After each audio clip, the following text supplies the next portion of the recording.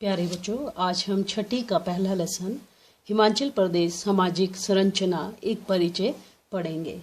बच्चों, दिसंबर में हमारी पाठशाला में छुट्टियां होने जा रही हैं। इस वर्ष हमने सोचा है कि छठी कक्षा के बच्चों को अपने प्रदेश के किसी स्थान पर भ्रमण पर ले जाएंगे। आप ही बताइए कि आप कहाँ जाना चाहते हैं। शिमला। कुछ बच्चों की आवाज़ आती है। बहुत से बच्चे एक स्वर में बोले कुल्लू मनाली। ठीक है बच्चों, इस वर्ष हम कुल्लू मनाली घूमने जाएंगे। आखिर छुट्टियां हुई और कक्षा 6 के सभी बच्चे व अध्यापक अध्यापिकाएं कुल्लू मनाली की ओर निकल पड़े। सभी गाते बजाते कुल्लू से होते हुए मनाली की ओर बढ़ ही रहे थे कि सभी बच्चे चिल्ला पड़े, देखो सड़क के दोनों और बर्फ पड़ी है। शिखा चिल्लाई, मेरी मम्मी कहती है कि यहाँ हर वर्ष बर्फ पड़ती है। तो मैडम जी, इस स्थान का नाम हिमालय जैसा कुछ और क्यों नहीं? जहाँ बहुत बर्फ पड़ती है, मनाली ही क्यों? मैडम, बच्चों, हिमाचल प्रदेश में अब भी प्राचीन सामाजिक तथा सांस्कृतिक मान्यताओं के दर्शन होते हैं। यहाँ पर कई जाति धर्मों के लोग रहते हैं जिनका उल्लेख इतिहास तथा पुराण साहित्य में मिलता है। एक मान्यता के अनुसार सृष्टि के आदि पुरुष मनु का निवास स्थान यही था। उन्हीं के नाम पर इस स्थान का नाम मनाली पड़ा। मैडम जी देखो, कितनी सारी भेड़ बकरियां, शाहीन चिल्लाया। हाँ बच्चों, ये लोग सर्दियों में ठंड बढ़ने के साथ साथ निचले स्थानों की ओर चले जाते हैं क्योंकि वहां चारे की बहुत याद रहती है और गर्मियों का मौसम आरंभ होते ही ये लोग पहाड़ों की ओर रुख कर लेते हैं। मैडम ने कहा। तभी अचानक तान्या पूछती है, मैडम जी, ये लोग भेड़ बकरियों सहित यात्रा क्यों करते हैं? मैडम तान्या को मुस्कुराकर जवाब देती है कि ये लोग अपने पशुधन को लेकर चारागाहों की तलाश में इधर उधर घूमते रहते हैं। तभी विजय हैरानी भरे स्वर में चिल्लाया, वो देखो दूर पहाड़ी पर कितने सुंदर घर हैं। ये लोग इतनी दूर कैसे बसे होंगे? मैडम, बच्चों, ये तो एक बहुत ही लंबी कहानी है, हमें सुनाओ ना। सभी बच्चे एक साथ चहके। तो सुनो बच्चों। बच्चे ध्यानपूर्वक सुनते हुए अपनी सीटों पर जमकर बैठ गए। तो सुनो बच्चों, विभिन्न मान्यताओं के अनुसार हिमाचल का प्रागैतिहासिक काल भारत के मैदानों और मध्य एशिया के लोगों के घुमंतू जीवन का इतिहास प्रस्तुत करता है। ये माना जाता है कि सिंधु घाटी की सभ्यता 3000 ईसा पूर्व से 1750 ईसा पूर्व तक एक विशाल भूखंड में फैली थी। प्रागैतिहासिक काल में सिंधु घाटी के बाहर का क्षेत्र कोल लोगों का निवास स्थान था। जब सिंधु घाटी के लोग गंगा के मैदान में आगे बढ़े तो इन्होंने कोलों को और आगे धकेल दिया। कोल बढ़ते हुए जंगलों और घाटियों की ओर चल पड़े ताकि शांतिपूर्वक रह सकें। इस प्रकार वे हिमाचल की घाटियों की ओर आए। वेदों में इन्हें दास, दस्यु अथवा निषाद और उत्तर वैदिक साहित्य में इन्हें किन्नर, नाग अथवा यक्ष कहा गया है। भारत के मैदानों में आकर बसने वाले लोगों से पूर्व कोल, इन्हें मुंडा भी कहा जाता है। संभवतः हिमाचल के प्राचीनतम निवासी हैं। कुछ सोचने के बाद मैडम ने कहा, अधिकांश मान्यताओं के अनुसार आर्य प्रागैतिहासिक काल में नई जमीनों और पशुओं के लिए चारागाहों की खोज में मध्य एशिया छोड़कर चले तो 3 शाखाओं में बंट गए। इनमें से एक शाखा दक्षिण पूर्व की ओर पामीर के पहाड़ को पार कर काशगीर पहुंच गई और वहां से कश्मीर प्रवेश कर गई। यहाँ से धीरे धीरे मध्य हिमालय में आगे बढ़ी और यहाँ के आदिवासियों को अपने अधीन करते हुए हिमालय की तराई में पहुंची। यही शाखा खस शाखा के नाम से जानी जाती है। इन्हें लोग क्षत्रिय भी कहते हैं। इन्होंने संपूर्ण मध्य हिमालय पर आधिपत्य जमा लिया और कोल भूमि को खश भूमि में बदल दिया। ये लोग संस्कृत से मिलती जुलती भाषा का प्रयोग करते थे, क्योंकि ये लोग संस्कृत भाषी लोगों की तरह खान पान की मर्यादाओं का पालन नहीं करते थे। क्योंकि ये लोग संस्कृत भाषी लोगों की तरह खान पान की मर्यादाओं का पालन नहीं करते थे, इसलिए लोग इन्हें मलेच्छ या जंगली कहते थे। जब ये यहाँ के स्थायी निवासी हो गए तो इन्होंने अपने को परिवारों एवं गांवों में संगठित किया। प्रत्येक इकाई एक मावी या मवाना चुन लेती थी, जिसका अर्थ था शक्तिशाली व्यक्ति व प्रजा से कर संग्रह करता था।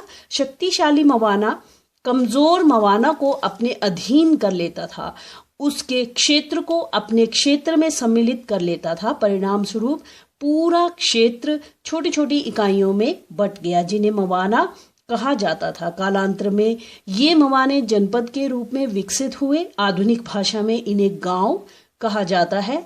शायद इसी तरह गांव बसते गए। गांव के विकास के साथ साथ कस्बे व कस्बों से शहर बसते गए।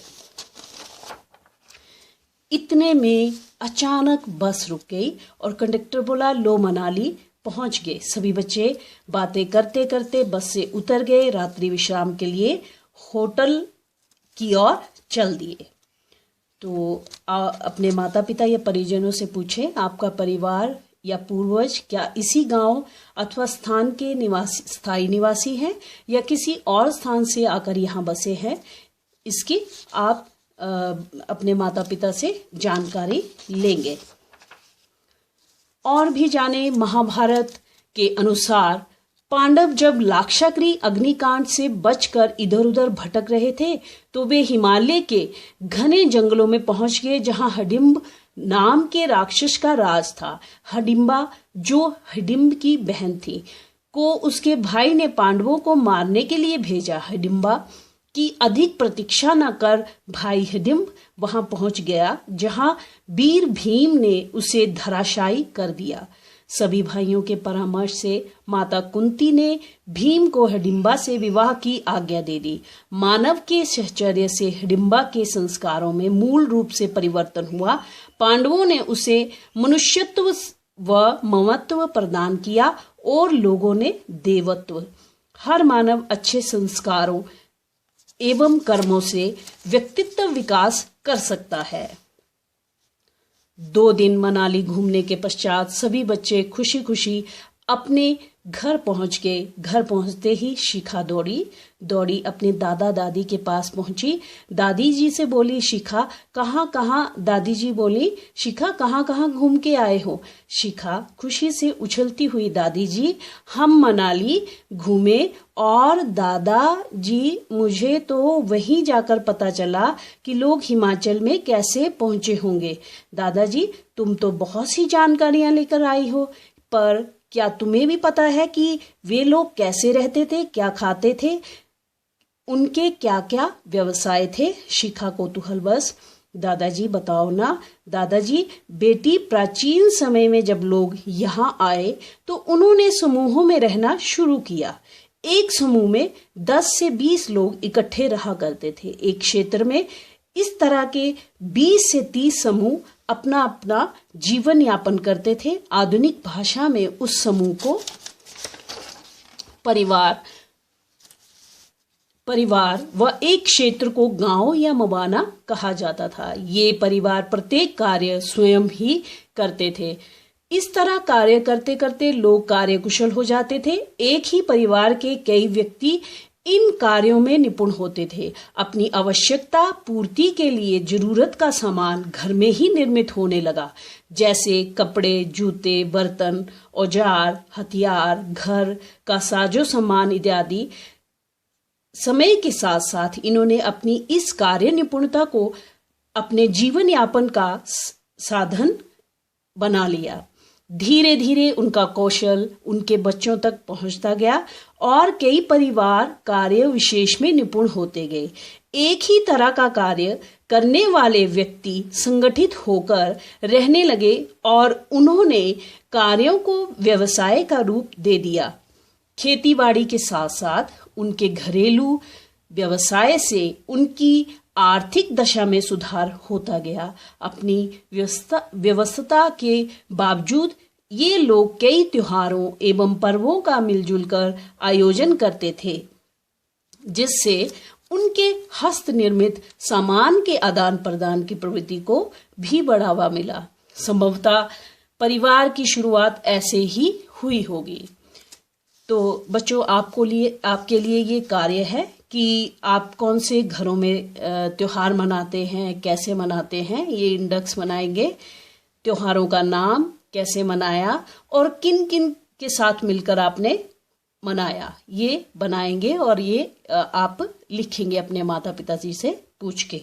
शिखा बोली, हाँ दादाजी, जैसे पिताजी चाचा जी भी तो व्यापार ही करते हैं। हाँ बेटा, दादाजी से बोले, हमारा परिवार पिछली कई पीढ़ियों से ऊन का व्यवसाय करता है। अब तो तुम्हारे पिताजी और दोनों चाचा जी ने आधुनिक खड्डियां भी लगा ली हैं, जिससे वे सुंदर सुंदर डिजाइनों वाली शॉलें, पट्टू व चादरें बनाकर बेचते हैं। तुम्हारी दादी माँ, माताजी व चाची जी की गृह कार्य के साथ साथ ऊन साफ करने का कार्य भी करती हैं।